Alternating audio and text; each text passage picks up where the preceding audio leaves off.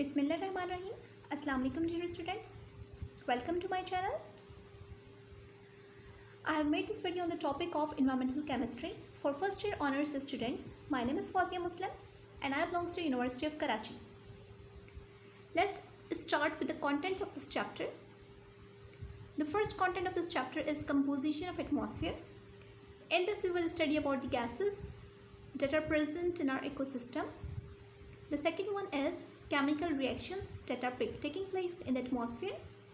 In this we will study about the chemical reactions of the gases that are already present in our atmosphere.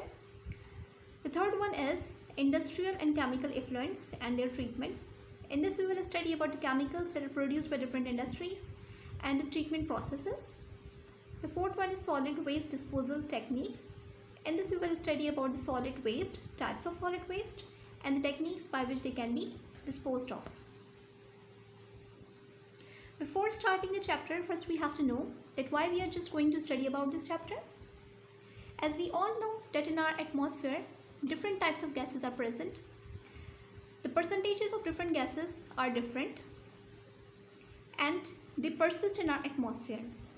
They're continuously performing different types of chemical reaction with each other, and they can also perform the chemical reaction with the chemical content that are released by different industries.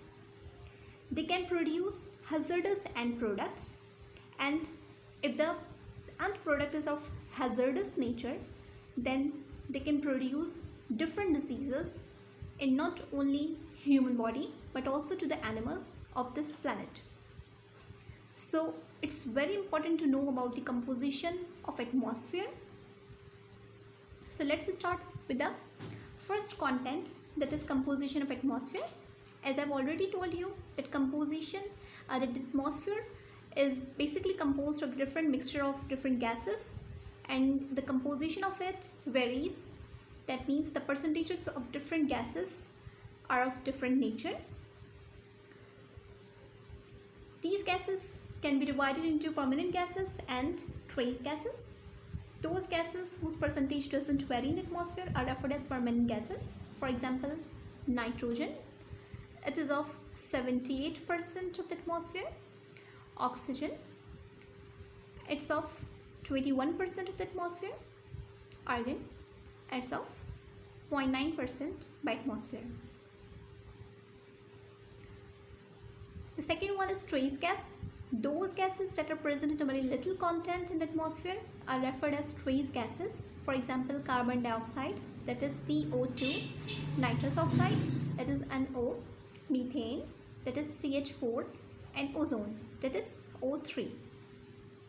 The percentage of these gases are very small. That means you can say it's about 0.1%. Water vapors are also present in our surrounding, in our ecosystem, and its concentration varies from 0 to 4%. The percentage of water vapor in the atmosphere varies according to the location and the timings of day. In this diagram, here I have again mentioned about the permanent gases and their percentages. Now comes toward the text. As I have told you about the percentage of water, that is 0 to 4%, and it varies according to the location and the timing of day. So here I have mentioned about the percentages.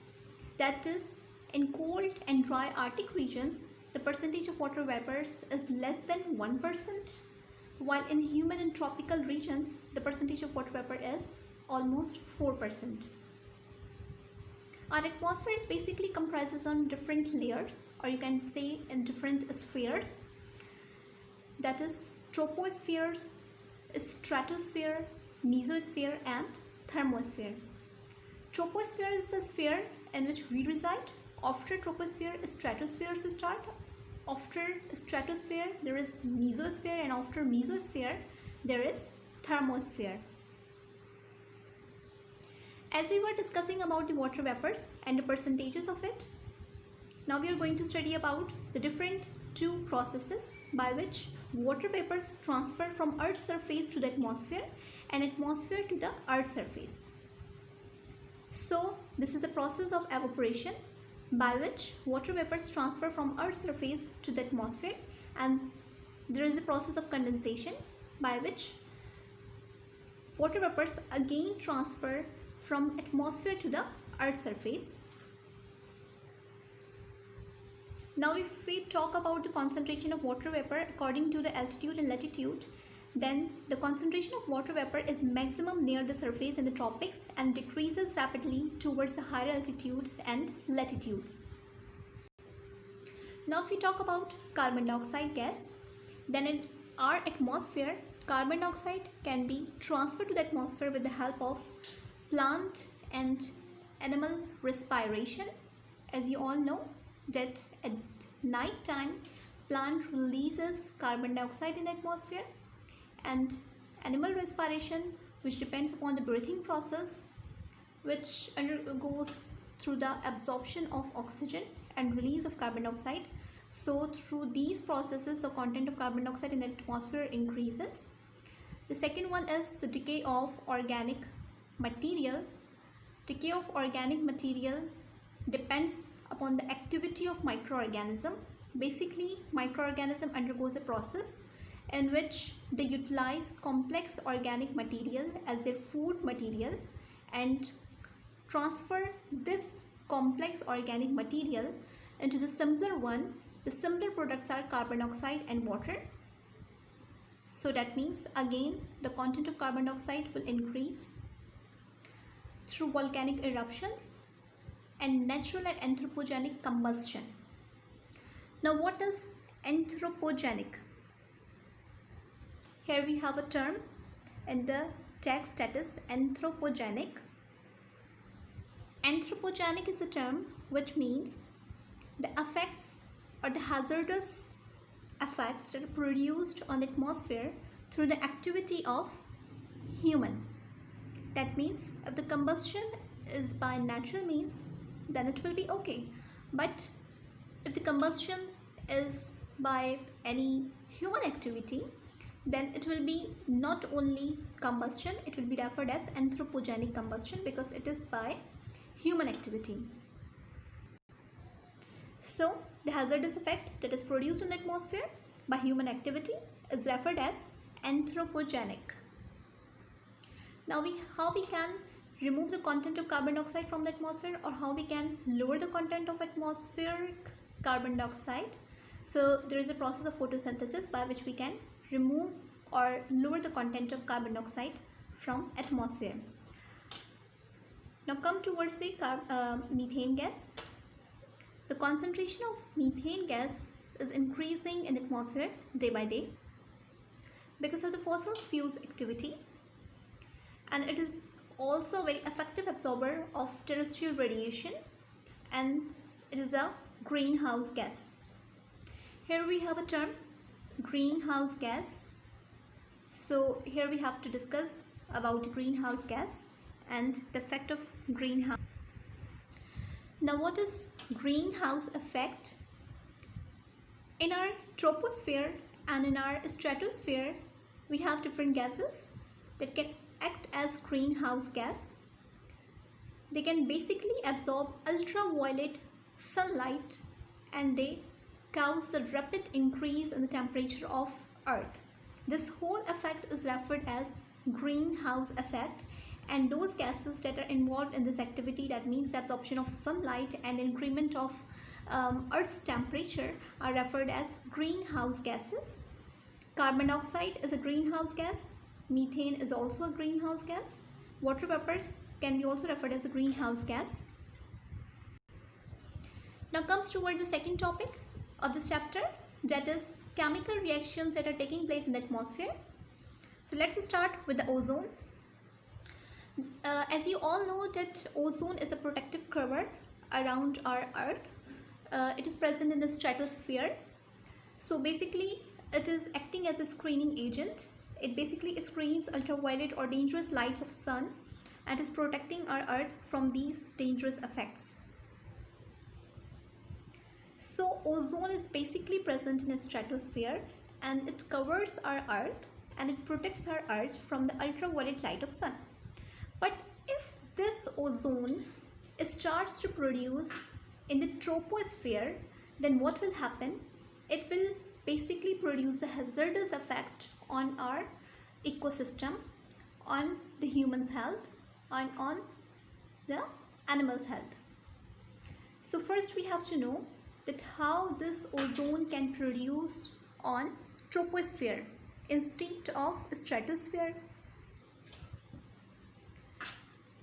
For your knowledge, I'm repeating again, the troposphere is the sphere in which humans are present. So let's start how the troposphere produce ozone. So sunlight is a major source that can initiate the chemical reaction by which ozone can produce in the troposphere. Basically, sunlight comprises on different lights. It's a composition of different types of lights in which visible light is present. Obviously, the visible light is a light that is detectable to the human eye, and ultraviolet is a light which is of higher energy and lower wavelength, and it is not detectable to the human eye.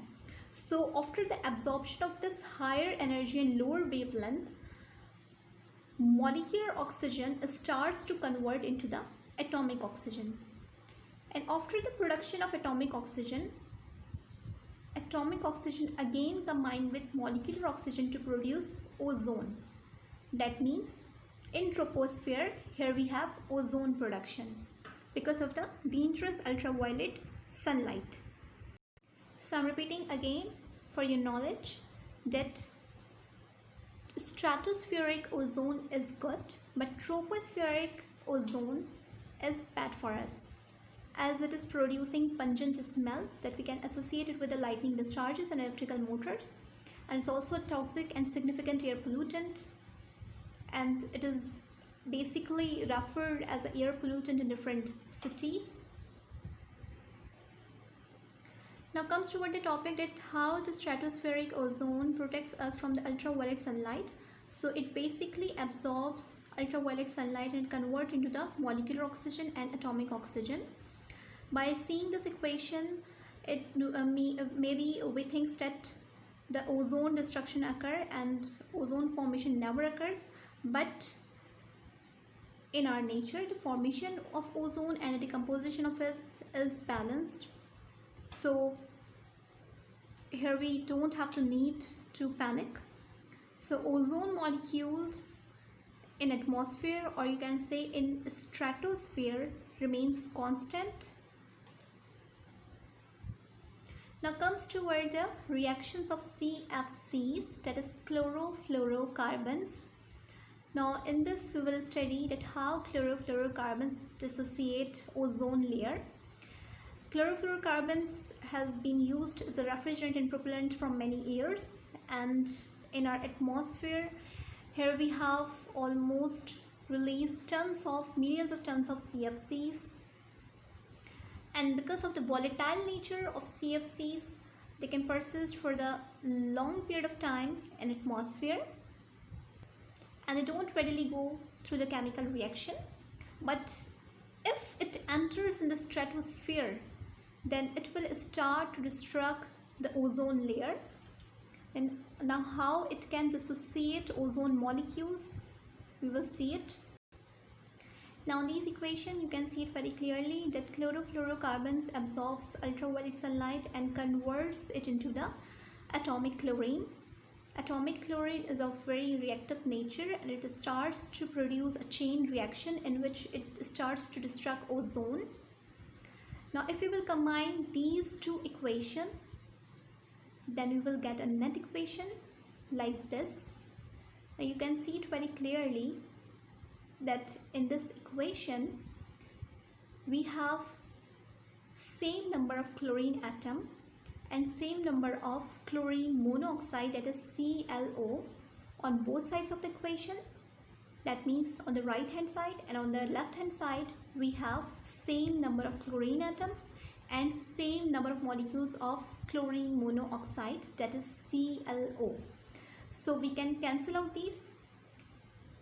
Then after cancelling the equation, or after cancelling the chlorine and chlorine monoxide, we will get this equation in which here we have the destruction of ozone to form molecular oxygen. So here we can say that chlorine is acting as a catalyst in this reaction, because there is no consumption of chlorine and the number of chlorine atoms will remain same. That means if a chlorofluorocarbons once enter in the stratosphere, it will produce a chain reaction. It will going to produce a reactive chlorine atom, which will initiate a chain reaction in which there will be the destruction of ozone, and it will never stop until and unless chlorine atom combines with any other chemical content. Now here we have one option to stop the destruction of ozone, to stop the chlorine atom. If chlorine atom combines with water molecules, then it has the ability to produce hydrochloric acid, but it will be washed out on earth and it will produce as a rainfall, and it will not only the rainfall, it will be acidic rain because it contains a high content of hydrochloric acid. Now comes toward the reactions of NO, nitrous oxide. Here we have NO and NO2, both are the oxides of nitrogen, that is nitrous oxide and nitrogen dioxide. Here we have different chemical reactions of nitrous oxide in which it will destruct ozone again.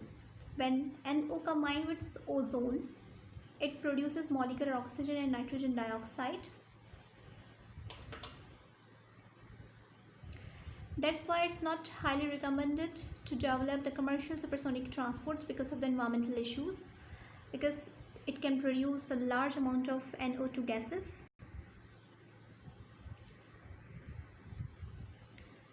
Now we are going to start our third topic, that is industry and chemical effluents and their treatments.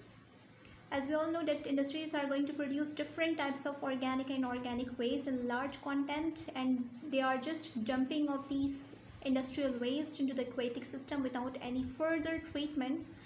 So it's producing a very hazardous effect to not only human health, because we are just consuming this water, especially in urban areas, and it is also producing hazardous effect on aquatic system, as it can produce a various harmful effect on the aquatic system and the aquatic animals. So here we have different methods that we have introduced to treat this issue. Here we have different sophisticated technologies. So for the treatment of this industrial waste, we can divide the treatments into three categories, that is physical treatment, chemical treatment and biological treatment. Under the heading of physical treatment, here we have sedimentation, flotation, filtering and adsorption process. With the help of these processes, we can remove dissolved and undissolved substances of chemicals from the effluent. But this treatment will never change the structure of chemical. That means the chemical content or the chemical structure will remain same, but it will just remove the chemical content from aquatic system or aquatic bodies. Second is a chemical method, and it covers chemical precipitation, chemical oxidation, reduction in the formation of insoluble gases, and other chemical reactions are also including in this chemical method. The last one is biological method, and it depends upon the activity of microorganisms, in which microorganism will utilize organic substances as their food material, and it will start to convert the complex organic food material, or you can say complex organic chemical waste, chemical industrial waste, into the simpler one, simpler byproduct, simpler end product, and the simpler byproducts and products can be water and carbon dioxide. The fourth topic is solid waste disposal techniques. After the collection of solid waste from different industries, the municipal party starts to handle the solid waste. So with the help of these techniques, or with the help of these methods, we can treat the solid waste. The first one is incineration. Incineration is basically the burning process or burning technique. It's a very effective technique for the disposal of solid waste, as it can reduce 95% of solid waste by its volume. But a main problem related to this solid waste is that it can produce greenhouse gases after the incineration, after the burning process. So it can create environmental issues. In order to overcome this issue, we can use properly designed furnaces. Combustion portion of waste combined with oxygen, releasing mostly carbon dioxide, vapor, heat, which are again greenhouse gases. After the incineration process, we can have ash, glass, metal, and other solid materials called bottom ash. These are basically incinerated materials after the process of incineration. Here we have second technique by which we can treat solid waste, and this is composting. Composting is basically depend upon the biological process. That means it basically depend upon the activity of microorganism. Microorganism will again attack on the organic portion of refuse, and it will convert the organic portion into the simpler compounds like carbon dioxide and water. So with the help of composting process, we can treat organic portion of the solid waste. So after the decomposition of solid organic portion, it will convert into like carbon dioxide and water, and the end products or the end portion, if it is not going to completely convert into the carbon dioxide and water, then it can produce a material that will be referred as composite and humus. That means it's not important it will always convert solid organic material into carbon dioxide and water. It might convert into the any material, solid material, solid moist material, moisture material, and it will be referred as composite and humus. The third technique to dispose of the solid waste is land disposal. In this technique, we will carefully select an area or a land to dispose of the solid waste. We will just dig that land and we will just dispose of the solid waste.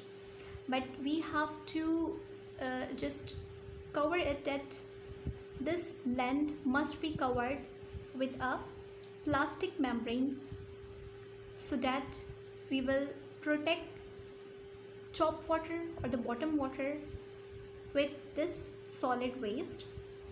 So this is also a very productive technique.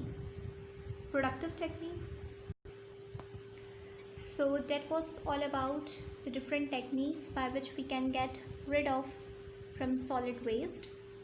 Thank you so much.